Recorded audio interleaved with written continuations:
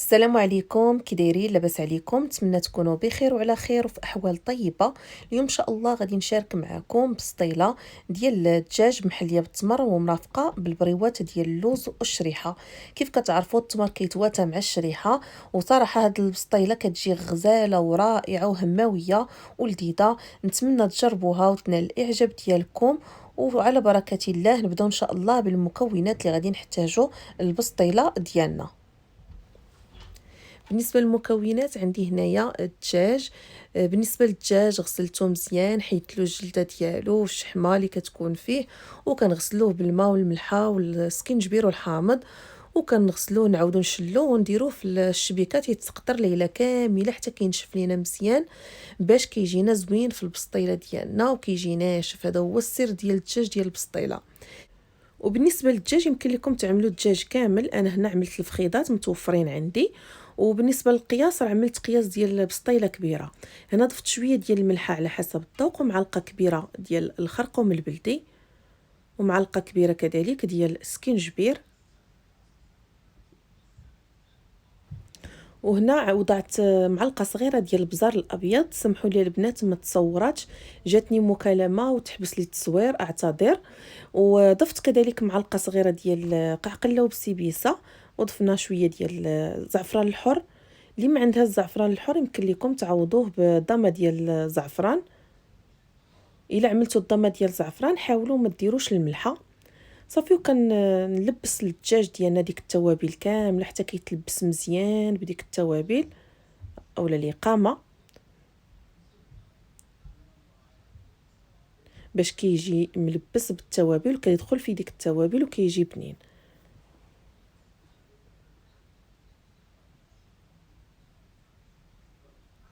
وكنضيفوا زيت الزيتون تقريبا نص كاس، وكنضيف المعدنوس، وكنضيف 2 بصلات كبار مشلضين باش كيتقلى لينا فيهم داك الدجاج وكيعلك لينا ديك المريقه ديال الدجاج. وما كنضيف لا ما لا والو، ديك البصله والدجاج هما اللي يرخوا لينا داك الماء هو فاش كيطيب الدجاج.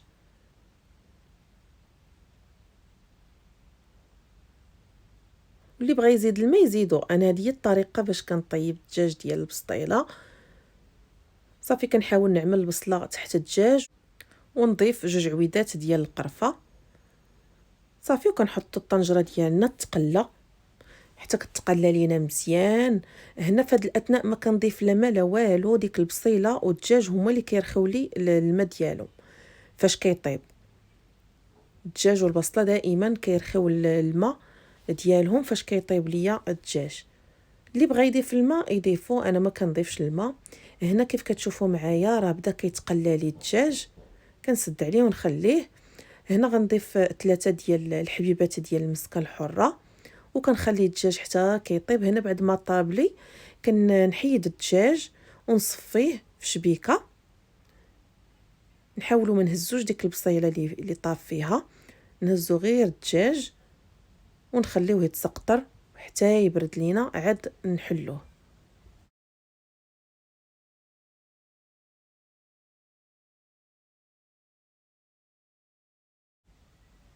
وهنا ديك المريقه اللي طاب لينا فيها الدجاج كنضيف عليها كيلو ديال البصله مقطعه شرائح طوليه على هذا الشكل. صافي. وكنخلي ديك البصيله كطيب لي في ديك المريقه ديال اللي طاب فيها الدجاج. وملي كطيب كنخليها حتى كتعقد مزيان، عاد كنضيف عليها المكونات الاخرى. هنا خديت شويه ديال المرق من الدجاج. عندي هنايا التمر معجون كيتباع هكا فيه 369 غرام. بالنسبه لكم اللي ما متوفرش عنده هذا التمر معجون اللي كيتباع جاهز، يمكن لكم تاخذوا التمر وتفوروه وتمعكوه بالفرشيطه وغتحصلوا على عجينه ديال التمر. هنا علاش ما كنعملش التمر نيشان في الطنجره اللي فيها البصله، لان التمر كيكون شويه شاد في راسو، وكنحاولوا نحلوه بديك المرق.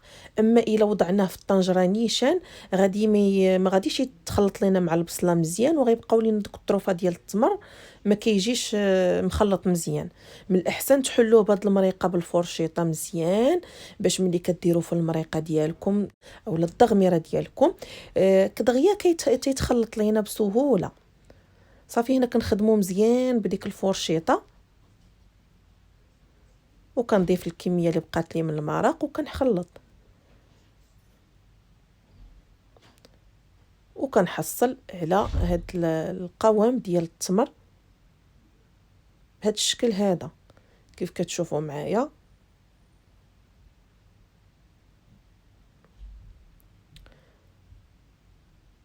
في هاد الاثناء غنضيف 2 معالق كبار ديال العسل،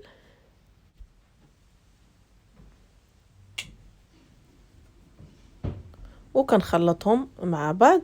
وبالنسبه للحلاوه ديال البسطيله البنات، انا كنبغي الحلاوه ما تجيش حلوه بزاف، البسطيله كتجي شويه بين وبين، كتجي داك المذاق ديال الحلاوه والملوحه ما كتجيش حلوه بزاف. داكشي علاش درت لي هذا القياس هذا. اللي كيبغي البسطيله ديالو تجي حلوه بزاف يزيد العسل ويزيد التمر. صافي هنا بالنسبه للبصيله ديالي كنخليها حتى كتوقف لي مزيان وكتنشف، عاد كنضيف عليها التمر دائما مع التحريك. هنا بعد ما وقفات لي البصيله ديالنا ونشفات كيف كتشوفوا معايا، كنضيف عليها التمر والعسيله اللي خلطنا مع بعض، هو باش كنحليو البسطيله ديالنا. هنا كنضيف 2 معالق كبار ديال الزبده، وكنضيف معلقه كبيره ديال القرفه،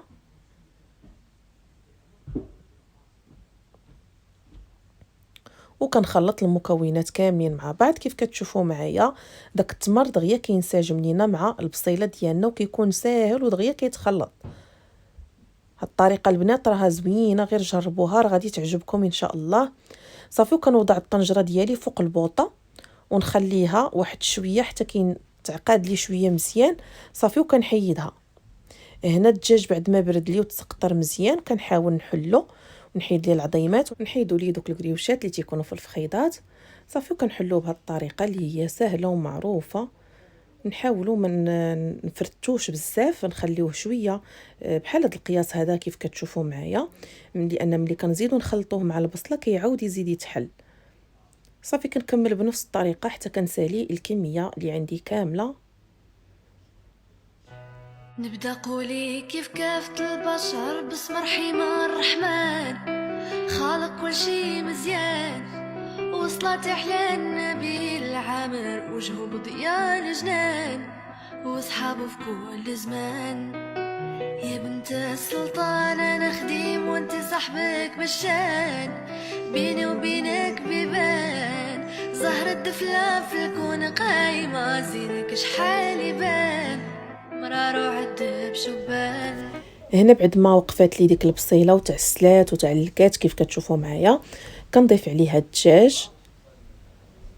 انا هنا البسطيله ما كنعملش هاد البسطيله ما كنعملهاش الدجاج بوحدو والبصيله بوحدها، كنخلطو مع ديك الدغميره ديك البصيله اللي عسلنا وكلشي كيتخلط مع بعض باش داك الدجاج ما كيجيش ناشف في البسطيله. صافي وكل ما كنحركو وكل ما داك الدجاج كيعاود يزيد يتحل، لان خلينا دوك الطروفه شويه متوسطين في الحجم. كنعاودوا نحلوهم مع ديك الدغميره، حنا كنخلطوهم هما كيعاودوا يتحلوا. صافي غير تنخلط عادي بالمعالقه الخشبيه حتى كتنسجم لنا المكونات كاملين مع بعض. صافي وكنخليوها على جنب حتى كتبرد لينا الحشوه ديالنا. في هذا الاثناء انتقلت باش نحمر اللوز. عندي هنايا اللوز بعد ما فسختو كنخليه يبات ليله كامله حتى كينشف، عاد كنقليه. هنا وضعته في المقلاة فيها زيت بارده. ملي كنعمل اللوز عاد كنشعل عليه المقيله، كنخليه على نار مهيله مع التحراك حتى كياخذ حقه في التحمر، وكنحيدو نخليه حتى كيبرد. دائما ما تحمروش اللوز بزاف حتى يمشي ليه داك المذاق ديالو، حاولوا تحمروه على هذا القوام هذا. صافي وكنطحنو كنخليه مهرمش شويه، وكنضيف عليه معلقه كبيره ديال القرفه، وكنضيف زلافه صغيره مع مراش ديال السكر بودره اولا السكر ثقيل، وكنغربلو باش نتخلصوا من ديك الحبيبات اللي كتكون فيه باش ما تجيناش باينه في اللوز.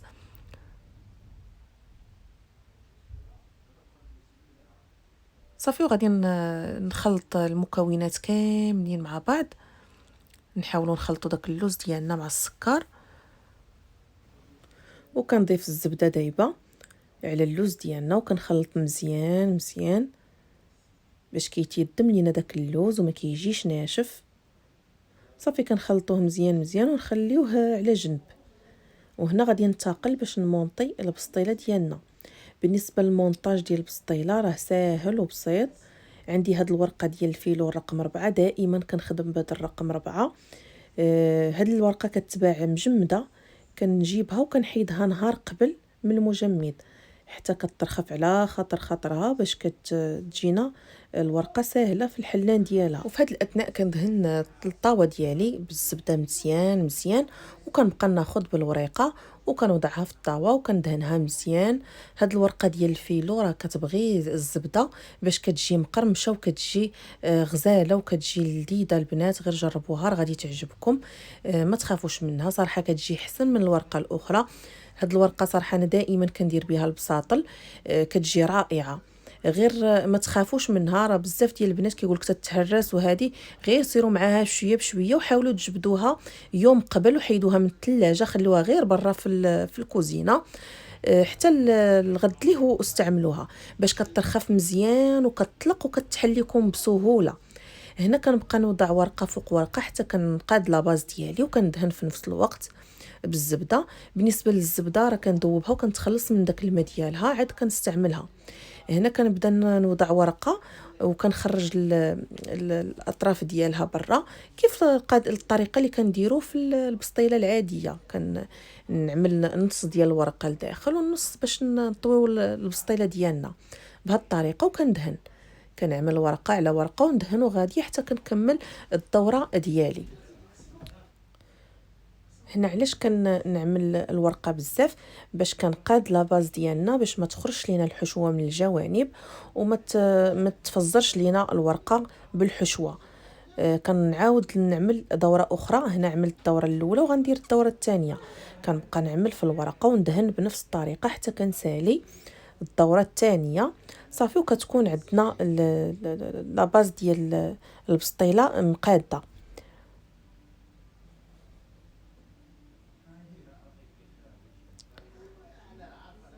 صافي هنا في هذا الاثناء كنضيف اللوز. هنا غنضيف غير نص الكميه ديال اللوز لان الوجه ديالها هو القاع ديال البسطيله. ملي غطيب غنقلبها. انا هنا غادي نعمل غير نص الكميه، ونص الكميه كنعملو من فوق الدجاج. واللي بغى يدير غير طبقه ديال اللوز كيبقى لكم الاختيار، دائما كديروا على حسب الرغبه ديالكم. صافي هنا بديت كنعمل في الدجاج، كنحاول نقاد في الجوانب ونحاولوا نعملوا الحشوه مزيان في الجوانب لان الجوانب هما منين كيبداو الماكله ديال البسطيله. صافي كنبقى نقاد في الحشوه ديالنا مزيان مزيان، ولا بان شي طريف ديال الدجاج باقي شويه كبير كنحاولوا نحلوه. حنا كنعملوا نقادو ونحلو في نفس الوقت. صافي كنعمل الحشوه مزيان مزيان.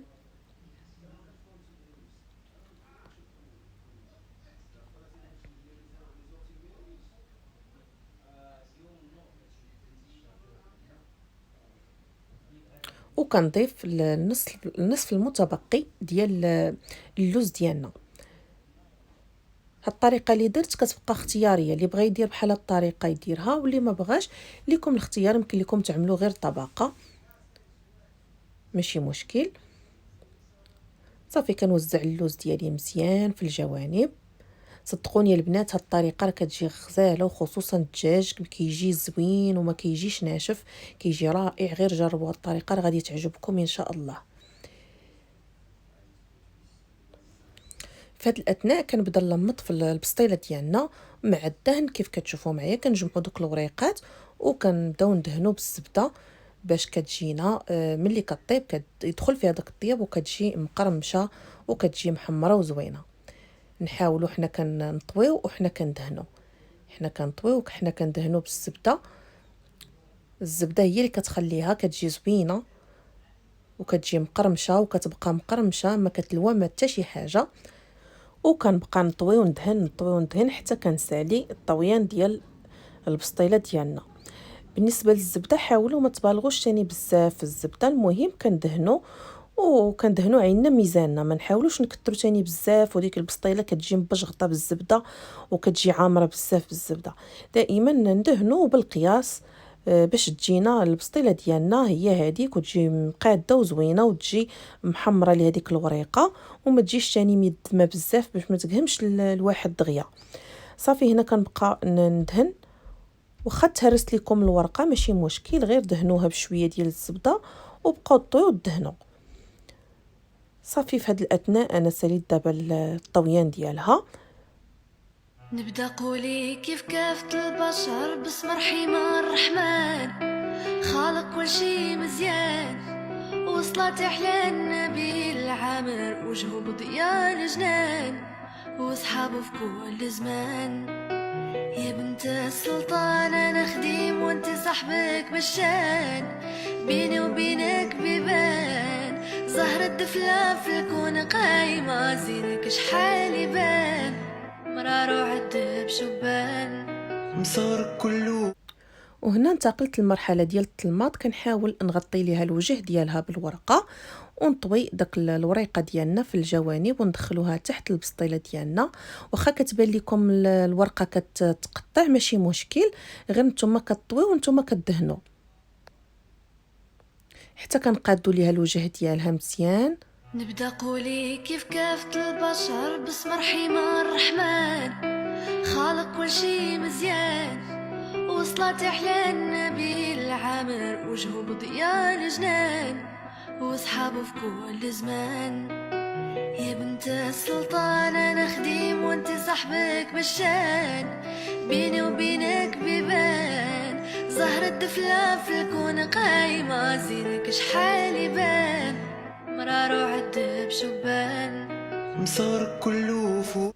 هنا بعد ما ساليت لها الطلماط دهنتها بشويه ديال الزبده من الوجه ديالها، وغندوز ناخذ واحد العود ديال الاسنان وغنتقبها من الفوق باش ديك الورقه ديالنا ما كتنفخش وكتبقى الوجه ديالها هو.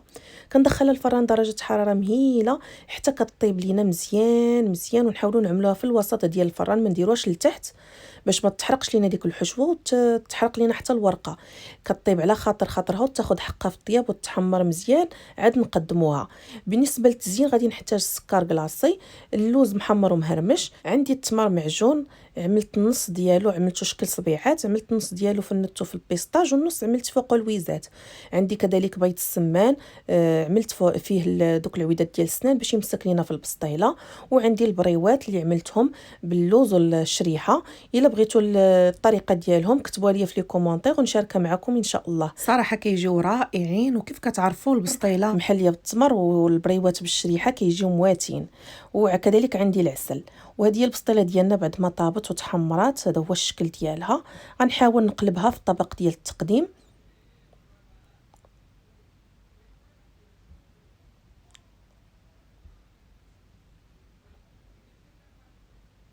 وهذا هو الشكل ديالها كيف كتشوفوا معايا، تحمرت مزيان وطابت غزاله.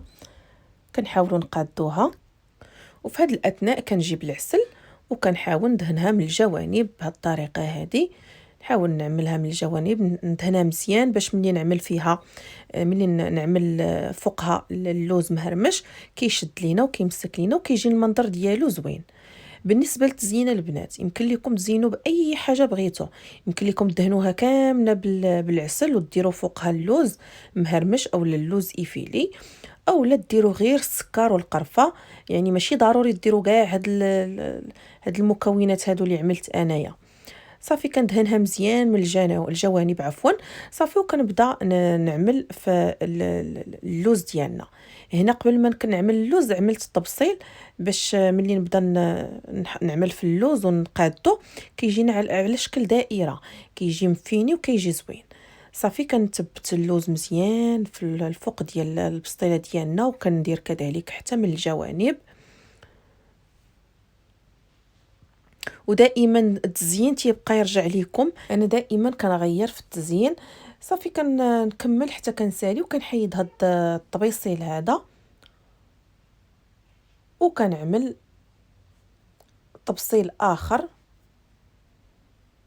صغر من هذاك بشويه، وكنجيب السكر كلاصي وكنعملو من فوق البسطيله ديالنا بهذه الطريقه. دائما البسطيله كتبغي ديروا فيها السكر كلاصي باش كتجي زوينه. صافي كنغطي ليها دوك الجوانب مزيان بالسكر صافي، وكنحيدوا الطبسيل ديالنا. كيف كتشوفوا الطبسيل كيخليها مفيني، داك السيركل كتكون مفينيه. هنا كنبدا نحط في التمر ديالي اللي فنت في البيستاج. يمكن لكم الا ما بغيتوش تعملوا التمر المعجون، يمكن لكم تعملوا تميرات عاديين وتعمروهم باللوز ولا اي حاجه بغيتو وتزوقوا بها البسطيله ديالكم. صافي وكنحط كذلك البيض السمان بهذه الطريقه.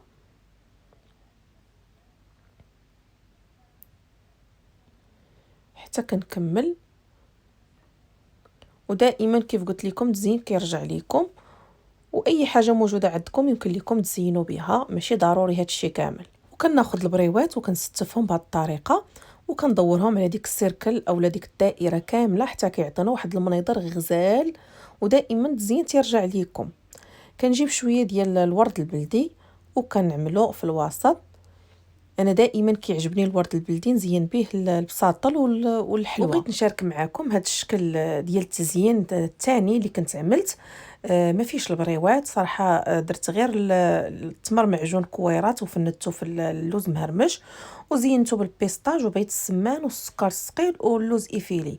المنظر ديالها صراحه تيجي غزال ورائع. هذه بالنسبه للناس اللي ما بغاوش يديروا مثلا البريوات. وهذا هو الشكل النهائي ديالها. صراحه جات غزاله ورائعه وهماويه وديال تحمرت الوجه، كتجي صراحه بنينه وغزاله وصحيه، ما فيهاش السكر بزاف. كيف كتعرفوا حليناها غير بالتمر وشويه ديال العسل.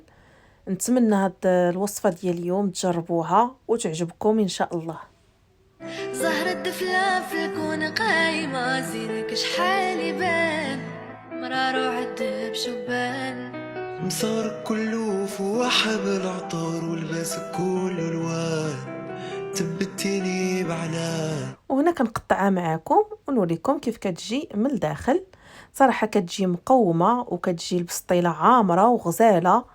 هانتوما كيف كتشوفوا معايا جات مقومه وغزاله. نتمنى البسطيله ديال اليوم تعجبكم. وكيف كتشوفوا الورقه جات مقرمشه ومقرمله ومحمره مزيان. نتمنى هاد الطريقه ديال اليوم تعجبكم. ودائما البسطيله ديالكم حاولوا ما تقدموهاش سخونه. ملي تخرجوها من الفران خليوها واحد نص ساعه حتى ل 45 دقيقه، عاد قدموها للضيوف ديالكم باش ملي كتكل ما كتكونش سخونه بزاف، كتكون دافيه. ونتمنى البسطيله ديال اليوم تكون نالت الاعجاب ديالكم وتجربوها وتشيروها مع الاصدقاء والاحباب ديالكم باش تعمل فائده على الجميع. ونتمنى منكم تدعموني وتخلوا لي تعليق، ونتلاقاو ان شاء الله في فيديو جديد. تحياتي لكم، مع الف سلامه. ارحمي يا راحت العقل ترحمي، من شفات طال سقامي، كيف نبقى حيور وانتي مسلية رفيها الغزال فاطمة. ارحمي يا راحت العقل ترحمي،